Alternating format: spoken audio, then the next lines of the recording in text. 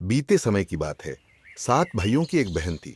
बहन सातों भाइयों में सबसे छोटी थी, इसीलिए सातों भाइयों की दुल्हन थी। सभी भाई उससे खूब प्यार करते थे। बचपन में ही उसके माता पिता का देहावसान हो गया था, इसलिए सातों के लालन पालन की जिम्मेदारी भाइयों पर ही थी। भाइयों की खेती बाड़ी थी। सातों भाई मिलजुल कर खूब मेहनत करते थे। खेती से जो कुछ मिलता था उससे वे गुजारा करते थे। सातों अपने भाइयों के काम में मदद करती थी। अब तो वह घर के काज को भी संभालने लगी थी। भाई खेतों में काम करते और वह 7 भाइयों के लिए भोजन आदि की व्यवस्था करती। धीरे धीरे वह घर के कामकाज में पारंगत होने लगी थी। समय से पहले वह तो भाइयों की रुचि के अनुरूप भोजन बना देती थी। सातो अब सज्ञान हो गई थी। एक दिन बड़े भाई ने अपने भाइयों से कहा, क्यों ना अब सातों का ब्याह कर दिया जाए।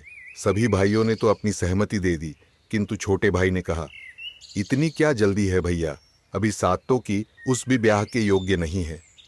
कच्ची उम्र में पारिवारिक जिम्मेदारी कैसे निभा पाएगी। भाई भाई ने कहा, अभी ब्याह कर देते हैं, गौना बाद में कर देंगे। सभी भाइयों की सहमति से सातों का रिश्ता पास के ही गांव कर दिया गया। कुछ दिनों के बाद उचित लगन मुहूर्त देखकर बड़े धूमधाम विवाह हो गया। एक दिन भाई खेती में काम करने के लिए चले गए। सातों ने सोचा, भाई आने वाले हैं, जल्दी खाना पका लूं। भाई आएंगे तो उन्हें गरम गरम खाना परोसूंगी। यह सोचकर वह चना भाजी को धो निमार कर जल्दी जल्दी काटने लगी। चना भाजी के छोटे छोटे थे, इसलिए हाथ में ठीक से पकड़ते नहीं बन रहा था। भाजी काटते काटते उसका हाथ फिसल गया, जिससे उसकी उंगली कट गई और खून बहने लगा। सातों ने सोचा, बड़े भैया की धोती में पोंछूंगी तो बड़े भैया गाली देंगे, मझले भैया की धोती से पोंछेंगी तो मझले भैया गाली देंगे, और छोटे भैया की धोती से पोंछूंगी तो छोटे भैया गाली देंगे। खून बहता ही जा रहा था। सातों चिंतित हो गई थी। फिर उसने सोचा कि क्यों न खून को भाजी में ही पोंछ लूं। खून बहना बंद हो जाएगा और किसी को पता भी नहीं चलेगा। सातों खाना बनाने में लग गई। उसे ध्यान भी नहीं रहा कि उसने अपनी उंगली का खून भाजी से पोंछ दिया है। भाई थके हारे आए थे, उन्हें बड़ी जोर से भूख लगी थी। हाथ पैर धोकर खाने के लिए बैठ गए। सातों ने बड़े प्रेम से गरम गरम भात और भाजी परोसा। भाई स्वाद लगा लगा कर खाना खाने लगे। आज उन्हें भाजी का स्वाद बड़ा अनोखा लगा। बड़े भाई ने कहा, आज तो खाना बहुत स्वादिष्ट बना है, भाजी में तो बड़ी मिठास है। सभी भाई खाने की प्रशंसा करने लगे और सातों से पूछने लगे, बहन, आज भाजी में तूने क्या मिलाया है कि इतनी स्वादिष्ट बना है। भैया, मैंने भाजी वैसी ही बनाई है जैसे रोज बनाती हूँ, सातों ने कहा।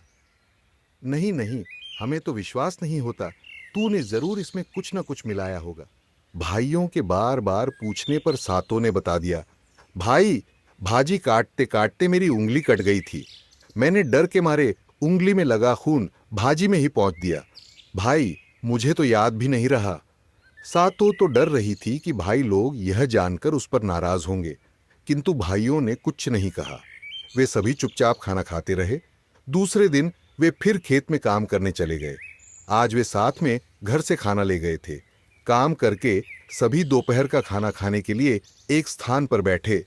तब बड़े भाई ने कहा, भाइयों, हमारी बहन के खून की कुछ बूंदों के मिल जाने से भाजी इतनी स्वादिष्ट हो गई, तो उसका मांस कितना स्वादिष्ट होगा। कल क्यों ना उसे मारकर उसका मांस पकाकर खाएं। सभी भाइयों ने बड़े भाई की बात का समर्थन किया, किंतु छोटा भाई अपने भाइयों के इस विचार को सुनकर घबरा गया। वह न कह पाया और न ही। दूसरे दिन बड़े भाई ने अपनी बहन से कहा, बहन, तुम अकेली घर में रहती हो, अकेले घर में तुम्हें उदासी लगती होगी। क्यों न तुम भी हम लोगों के साथ खेत चला करो, तुम काम में हाथ भी बटाओगी और तुम्हारा जी भी बहल जाएगा। महले ने कहा, बहन, भाई ठीक कहते हैं, हमारे खेत का जामुन खूब पका है, मैं तुम्हें तोड़कर मीठे मीठे जामुन खिलाऊंगा। छोटे भाई ने बोला, ना ना बहन, तू इस तपती धूप में कहाँ जाएगी, तेरा ये सुंदर रूप काला हो जाएगा। तू घर में रहकर ही हम लोगों के लिए खाना बना दिया कर। यह कहकर छोटे भाई ने बहन को सचेत करना चाहा। विधि के विधान को भला कौन रोक सकता है। कहा गया है, होनी तो होके रहे, अनहोनी न होए। जाको राखे साइयां मार सके न कोई। सीधी सादी सातो। भाइयों के मन की बात को क्या जाने। कोई बहन अपने भाइयों पर कभी भी अविश्वास नहीं करती। बहनों को भाइयों का बड़ा संबल होता है। उसे लगा कि दूसरे दिन सातो अपने भाइयों के साथ खेत चलने को तैयार हो गई। उसके चेहरे पर खुशी के भाव थे, पर छोटा भाई चिंतित था। सातो को छोटे भाई का कुम्हला आया चेहरा अच्छा नहीं लग रहा था। खेत में जाने के बाद भाइयों ने कहा, सातो, इस जामुन के पेड़ की छांव में बैठ जा, हम लोग कुछ काम कर लेते हैं। सातो बोली, नहीं भैया, तुम लोग हल चलाओगे तो मैं तीर टोकान खोद देती हूं, मैं कौदा बूट झड़ा देती हूं। भाइयों ने कहा, जैसी तुम्हारी मर्जी। काम करते करते दोपहर हो गई। दोपहर के भोजन के लिए सभी भाई जामुन के पेड़ की छांव में बैठ गए। सातों ने अपने भाइयों को भोजन परोसा। भाइयों के साथ साथ सातों में भी खाना खाया। खाना खाने के बाद सभी भाई जामुन की छांव में विश्राम करने लगे। तभी सातों ने अपने भाई से कहा, भाई, तुमने तो मुझे जामुन खिलाने की बात कही थी ना। भाइयों ने जामुन खिलाने के बहाने साथी को मार डाला। सभी भाइयों ने उसका मांस चटकारे लेकर खाने लगे, किंतु छोटा भाई बहुत दुखी था।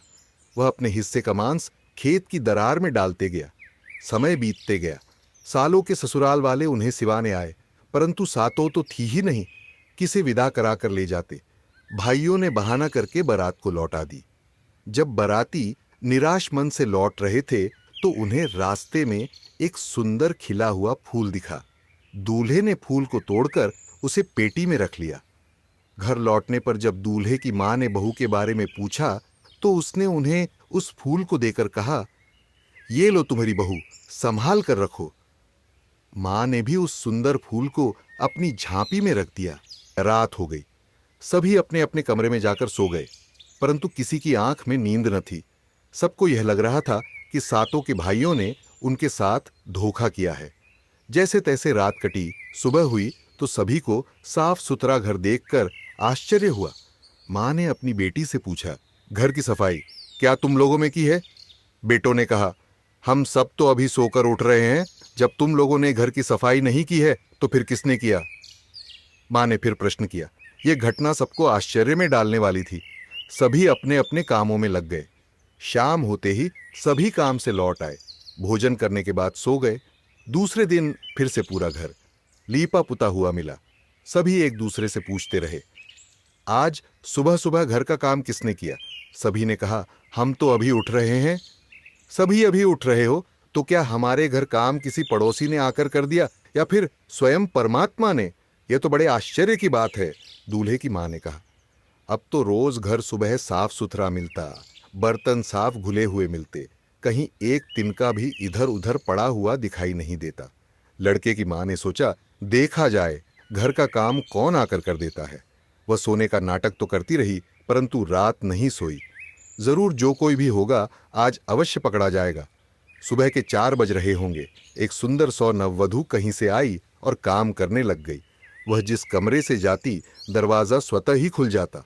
जैसे ही वह कमरे की सफाई करके निकलती, दरवाजा यूं ही धीरे से बंद हो जाता। पहले तो वह डर गई कि कहीं कोई प्रेत तो नहीं है। घंटे भर का काम यूं ही चुटकी बजाते हो गया। वह छुपी छुपी देख रही थी। ज्यों ही काम पूरा हुआ, वह लड़के के कमरे में गई। लड़के की मां ने दबे पांव उसका पीछा किया, पर लड़के के कमरे में जाते ही वह कहीं गायब हो गई। अब तो लड़के की मां को पूरा विश्वास हो गया था कि यह कोई प्रेत ही है जो उसके घर में घुस आया है। परंतु सुन रखा था, प्रेत तो सबको परेशान कर तो हैं, किंतु यह प्रेत आत्मा सहयोग कर रही है। सुबह होने पर उसने अपने परिवार के लोगों को बताया, किंतु किसी ने उसकी बात पर विश्वास नहीं किया। सबने यही कहा कि तुम ही घर काम सुबह सुबह कर लेती होगी। लड़के की मां ने कहा, ऐसा है तो मैं आज उसे पकड़ूंगी। रात में भोजन करके सब अपने अपने कमरे में विश्राम करने के लिए चले गए, परंतु लड़के की मां आज फिर सोने का नाटक करती रही, किंतु वह सोई नहीं। सुबह होने से पहले वह नववधु फिर से आई और घर का काम करने लग गई। घर का काम तो वह ऐसे कर रही थी मानो पवन का एक झोंका आया और पूरा कचरा अपने साथ बुहार ले गया हो। देखत ही देखते घर का काम पूरा होने तक लड़के की मां आज भी छुप छुप कर देख रही थी। जैसे ही वह लड़के की कमरे की ओर बढ़ने लगी, माँ ने उसको पकड़ लिया। उसने कहा, बता, तू कौन है? नववधु ने पहले बहुत विनती की। उसने कहा, मुझे जाने दो, मैं न बता सकती कि मैं कौन हूं। यदि तुम कहो तो मैं तुम्हारा घर धन धान्य से भर दूंगी, तुम्हारे घर में सदा खुशहाली रहेगी। नहीं, हमें नहीं चाहिए तुम्हारा धन धान्य, हम जैसे हैं वैसे ही ठीक है। हम रोजी मजूरी कर अपना जीवन जी लेंगे, किंतु तुम्हें यह बताना होगा कि तुम कौन हो और यहां काम करने क्यों आती हो। अंततः नववधु ने अपने साथ घटी पूरी घटना लड़के की मां को सुना दी। उसने कहा, मैं तुम्हारी बहू हूं। मेरे भाइयों ने मुझे मारकर मेरा मौस खा लिया। छोटे भाई का मुझ पर अगाध प्यार था। उसने मेरा मांस न खाकर मांस के टुकड़ों को खेत की दरार में डालता गया। उसी स्थान पर मैं एक पौधे के रूप में उगाई। आपके बेटे ने उसी पौधे से जो फूल चुनकर कर लाया, वह फूल मैं ही हूं। ये कहते हुए वह फूट फूट कर रो पड़ी। उसके रोने की आवाज घर के सभी सदस्य जाग गए। सुबह सुबह एक सुंदर महिला को ते देखकर सबको आश्चर्य हुआ। मुंह ने पूरी घटना सभी को बता दी। सबने बहू का स्वागत किया। तब से सब एक साथ और खुशी खुशी रहने लगे।